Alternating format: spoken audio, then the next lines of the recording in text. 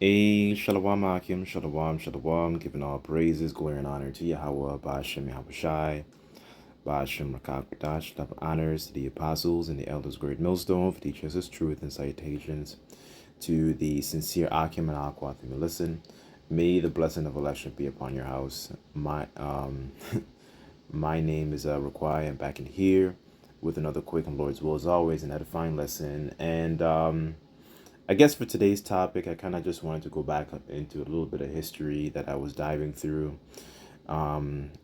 into this book here, kind of spend some time away from, books for a little bit, but, I just thought I would just, since it's been on my mind, I would just bring this out. So on the screen here, you see there's a book here. It's called The History of the American Indians by James Adair, which was published back in 1775.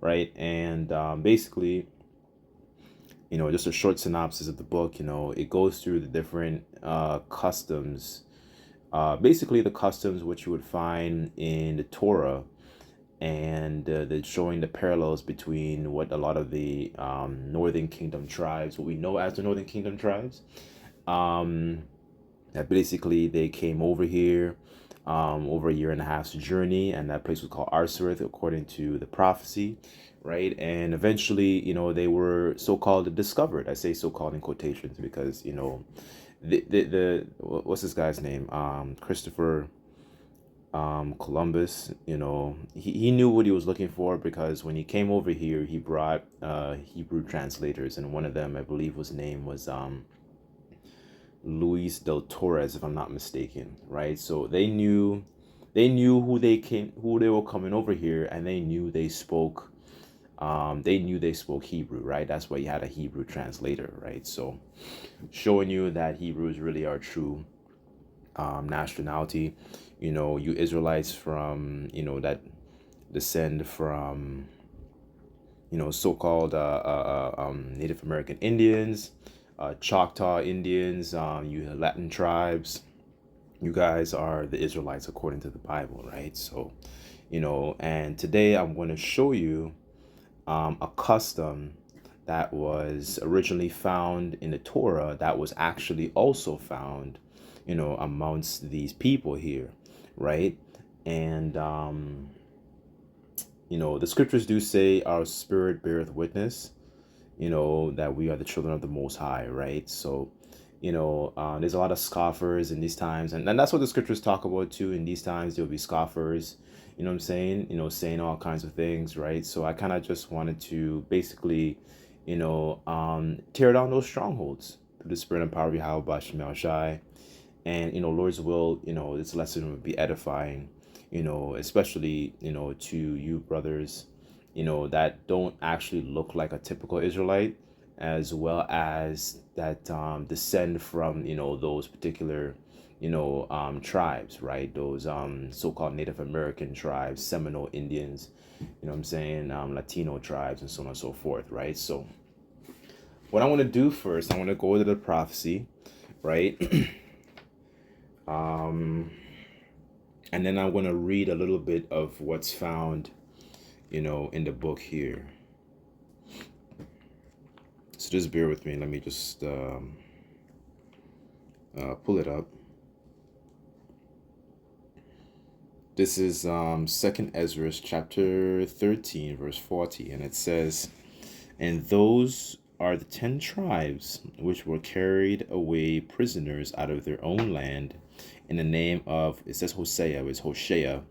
I believe that was the last king of Israel, right? That was ruling over the northern kingdom. So after, when you go through the history in Kings, especially First Kings, it goes through predominantly through King Solomon, his reign, but then eventually he transgressed, and then there was a split, right? So eventually his son reigned over the southern kingdom, like Judah, Benjamin, Levi, right? And then you had the northern kingdoms that was ruled over by Jeroboam, right? So eventually a lot of the kings that you go through that ruled over Israel, they were, a lot of them were basically engulfed in idolatry, right? So this is one of the last kings here that you will also find in First Kings is 7. I'm sorry, Second Kings. I meant to say sorry, Second Kings 17, right?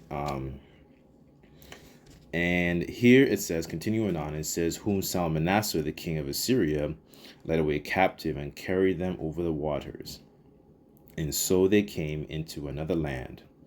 But they took this counsel among themselves that they would leave the multitude of the heathen and go forth into a further country where never mankind dwelt, that they may there keep their statutes which they never kept in their own land. So basically they were taken over the land, they went to captivity, right? And so this is what happened. They realized, okay, let's split, right? And they entered into the Euphrates by the narrow places of the river, for the Most High Yahweh showed signs for them and held still the flood till they were passed over. For though, it's 45, and it says, for though that country was a great way to go, namely of a year and a half journey, and the same region is called Arsareth, right? So, this is pretty much the time where they journeyed across the, from what we know in the east, right? In Jerusalem, and then eventually they came across to this side of the world, right? When you go into Arsareth, one of the definitions in the 1925 Encyclopedia Dictionary, J-ish Encyclopedia, it was, Arsareth is identified as this part of the world, right? So, and that's how they knew, for example, guys like Christopher Columbus, that's how they knew that they were over here, right? And they even show you that in one of the movies, I believe it's called 1492, where he, they knew about, there were people and there was land over here because of this prophet here, like I'm reading Esdras, right? So, that being already established, so now they came over here, and now, fast forward, let's just say like 1700s, this guy named James Adair, who's the writer of this book, he spends a lot of time around these people, right? These so-called Native American Indians, right? And he's realizing a lot of the things that were written of our people in the Torah, it strongly fits these people, right? Which is true, right? So let me get the book here. So this is page 75. I want to read a little bit of it. I just made some highlights. And then I'll go back to the scriptures here. And it says, so this is page 75. So it says, the Israelites had cities of refuge. It says, or places of safety for those who killed a person unawares and without design, the shelter for them, the bloodthirsty relations of the deceased, or the revenger of blood, who always pursued and watched over the unfortunate person like a ravenous wolf. But after the death of the high priest, the man-slayer could safely return home, and no one could durst molest him.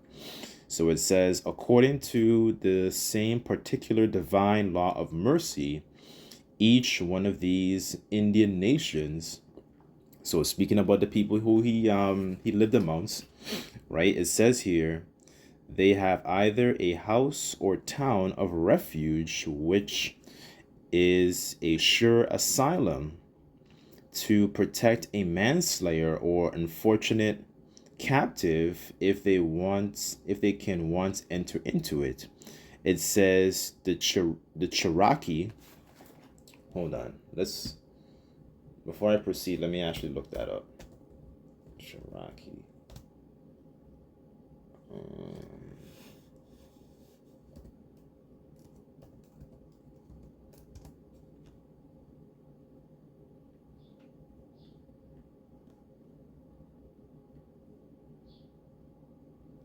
Okay, Cherokee Indian. It says the Cherokee are Indian indigenous people of the southern woodlands, rich in history and resilience, right? So this is one of the Native American tribes here. So let me just continue reading here. Um, Though now exceedingly corrupt, still observe that law so inviolably as to allow their beloved town the privilege of protecting a willful murder. It says, but they seldom allow him to return home afterward in safety. They will revenge blood for blood unless in some very particular case when the eldest can redeem. It says, however, if he should accept the price of the blood to wipe away its stains, to dry up the tears of the rest of the nearest kindred of the deceased, it is generally productive of future ills, either when they are drinking spirituous liquors or dancing their enthusiastic war dances. A tomahawk is likely to be sunk into the head of some of his relations. So it says here, formerly one of the Cherokee murdered an English trader, and immediately he ran off to the town of Refuge. But as soon as he got in view of it, the inhabitants discovered by the close pursuit of the shrill war whoop whoop, and of fear of irritating the English, they instantly answered the war cry, ran to arms, intercepted, and drove him into the Tennessee River, if I'm saying that right. It says where he escaped though mortally wounded, lest he should have entered into the reputed holy ground. Thus it was stained with the blood of their friend.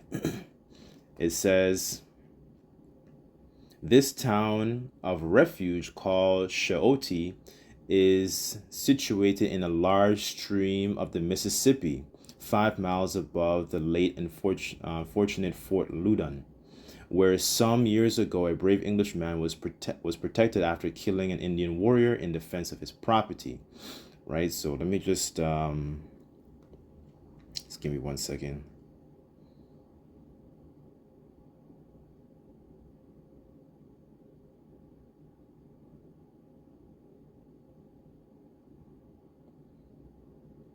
It says in the upper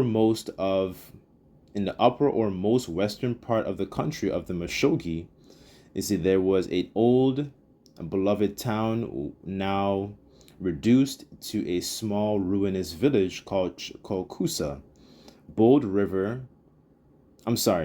Which is still a place of safety for those who kill undesignedly,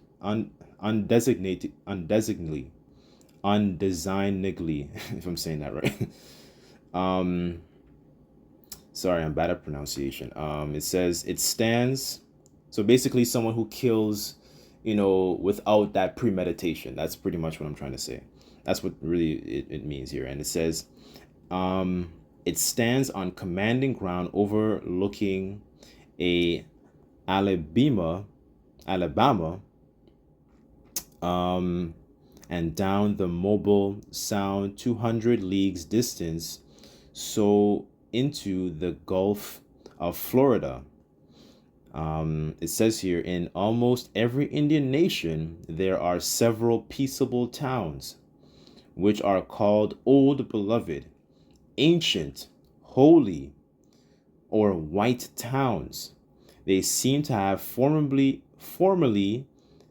towns of refuge, right? His words, right? This is what he's saying.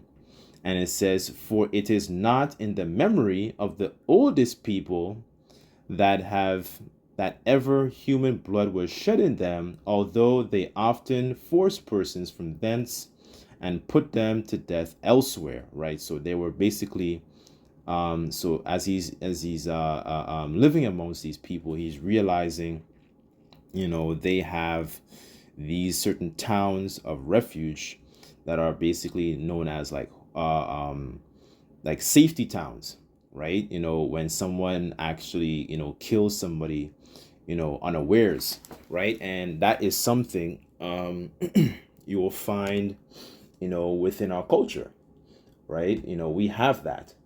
So let me read this. I want to read this chapter here.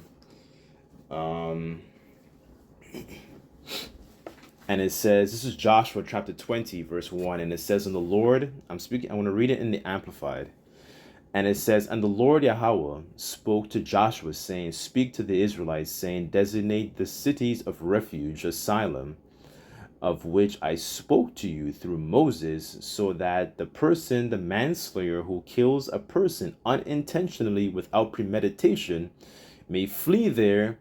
They shall be your refuge from the blood avenger." So it was basically a safety place where you would go, just to prevent this cycle of basically, what's the word, of retribution, if that makes sense. Somebody trying to get back their own, recompense because it was unintentional. So say, for example, in the ancient times, we lived a more agrarian, type of lifestyle. So maybe you were chopping wood, and then maybe the head of an axe, went, it came off and then it hit somebody in the head, right? And that person died, right? That would be, an example of a death that is unintentional, because, like, you were just, what I'm saying. Although the scriptures do say, whoever perished being innocent, like, you in your mind didn't have the intent to actually, delete this person, right? So it was just, it was an accident. It happened, and then eventually that person, would flee. The person, responsible for that death, you know, unintentionally, they would flee to these cities, right? Let me just Google the word asylum. So it says asylum in the etymology. It says a place of refuge, sanctuary, Latin asylum, sanctuary, from the Greek asylon, refuge, fenced territory, inviolable, um,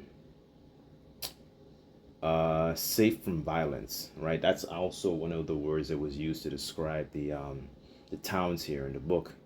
It says here, an inviolable place, formerly a place where criminals or debtors sought shelter from justice, from they could not be taken without sacrilege. It says a safe or secure place. It says protection from pursuit or arrest, right? So in situations, when these situations happen in the ancient times, they were designated cities, to protect the person who was known as the quote unquote manslayer, right? Not somebody who was just willingly, offing people with premeditation. This was without premeditation, right? So this is verse 4, Joshua chapter 20, and it says, "And he shall flee into one of these cities and stand at the entrance of the gate of the city and explain his case to the elders of the city, and shall take him into protection of the city and give him a place to stay, so that he may live among them."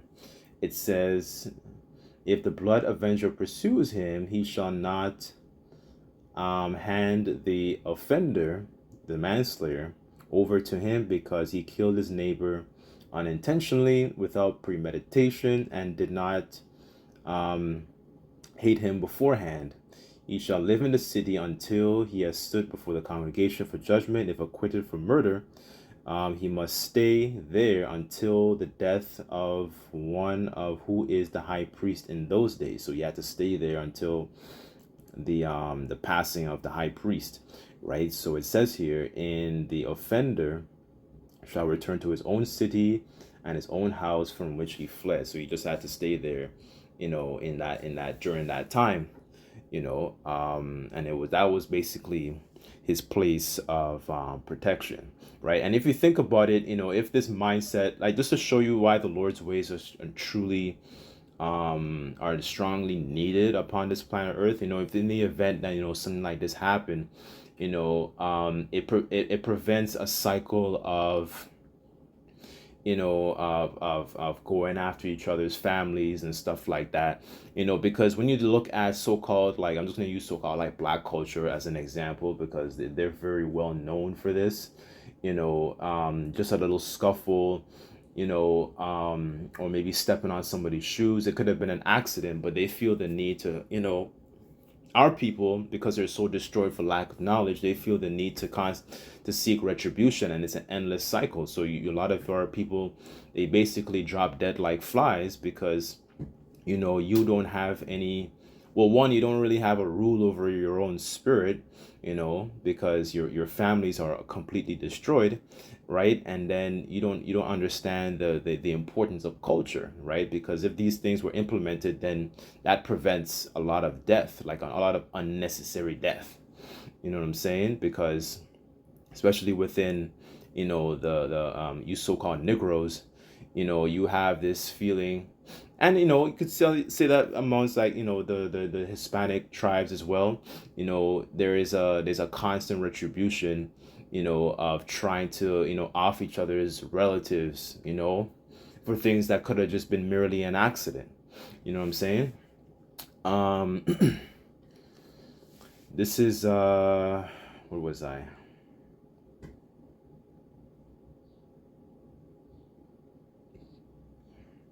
This is Joshua chapter 20, verse 7.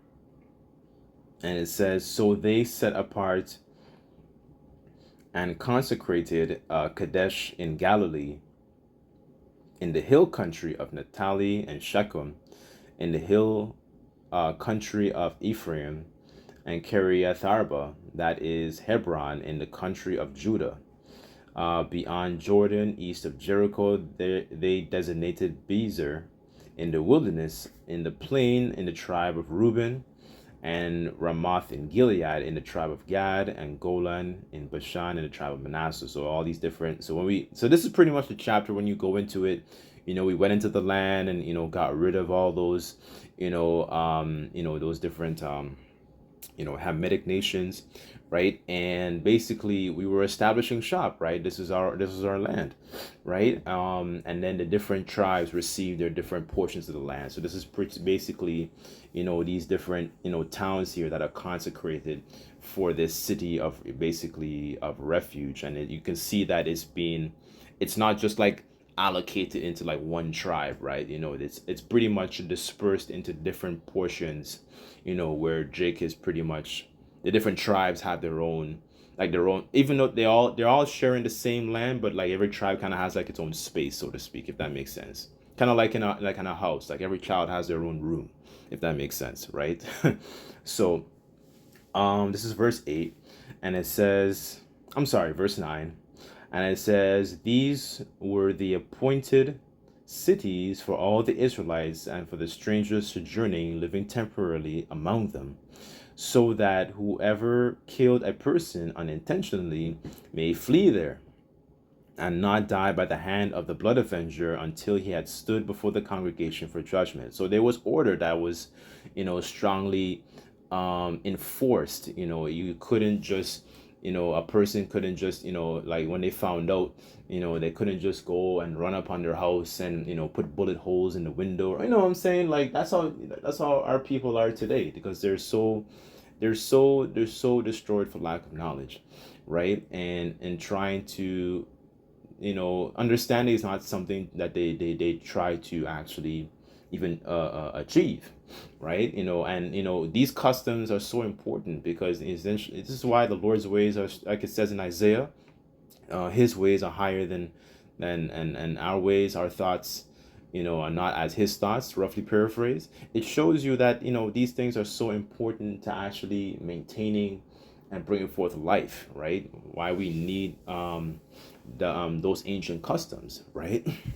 So let me end off with this one here.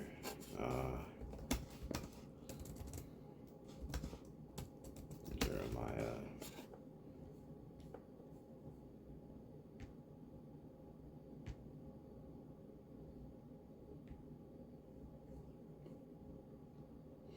This is Jeremiah 6 and 16, and it says, "Thus saith the Lord Yahweh, Stand ye in the ways, and see and ask for the old paths, and where is the good way, and walk therein, and ye shall find rest for your souls. But they said, we will not walk therein, right? So these are examples of the old path, right? And these are things that the earth actually even strongly needs, right? Even to an extent, like the heathens even need these things too. They need to be properly taught, and that's really what the kingdom of heaven is.